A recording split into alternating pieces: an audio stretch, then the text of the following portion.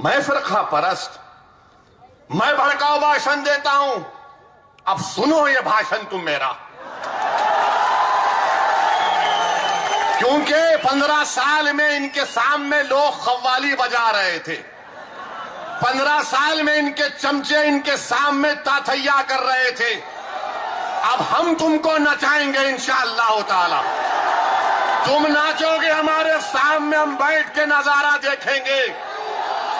तुमने हमको जेलों की हवा दिलाई, तुमने हमारे गलों में झूठा इल्जाम डालकर हमको बदनाम किया। आज महाराष्ट्र की गरीब आवाम, चाहे वो मुसलमान हो, दलित हो, कोई भी हो, बीसी हो, आज आपको जवाब देना पड़ेगा इन लोगों के खिलाफ। और ऐसा जवाब देना यहां पर कि जब कोई रास्ते से जाएगा कांग्रेस ऑफिस के तो कहेगा हां ये खंडर बड़ा बुलंद था, इंशाअल्लाह ये तुम्हारी इमारतों में खंडर होने जा रहा है इंशाअल्लाह। जेलों में हमको डालते हैं, 36% मुसलमान जेलों में।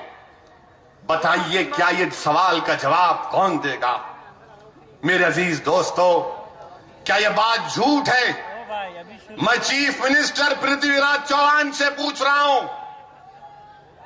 अभी हमारे कारपोरेटर साहब ने कहा कि यहां पर डंपिंग यार्ड, कचरा लाके डाला जाता है।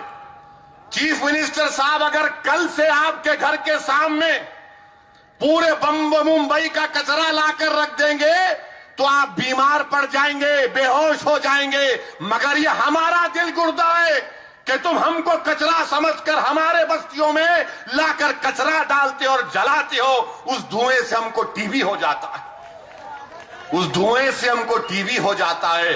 कॉन्ट्रैक्ट खत्म हो गया मगर निकालने की बात नहीं। डंपिंग यार्ड है क्योंकि गरीबों की बस्ती है।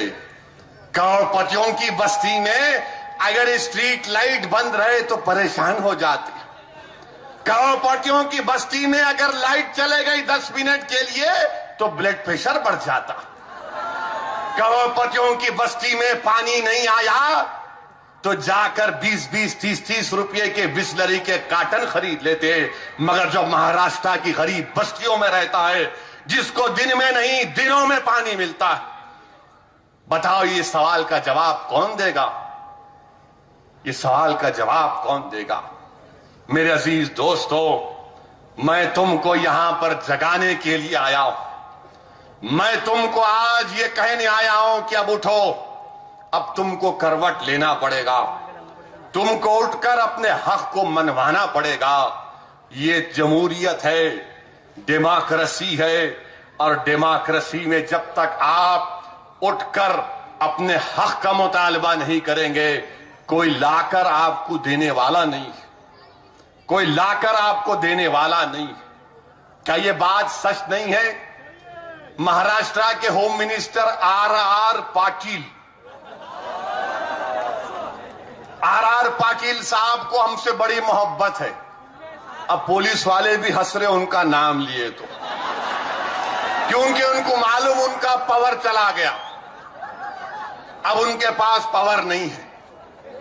हम जब कभी भी गोवंडी को आना चाह रहे थे, मुंबई को आना चाह रहे थे, मुमरा को आना चाह रहे थे, पुलिस परमिशन देती, मगर ऊपर से फोन आ जाता नहीं इनको मत आने दो।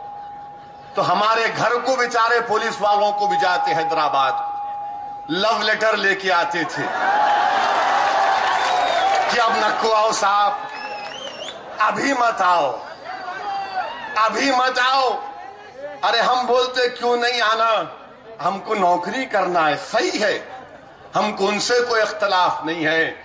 हमको इख्तलाफ है तो उन जालिमों से है जो इख्तिदार के नशे में गुरूर और तकब्बुर का एक मीनार बन चुके।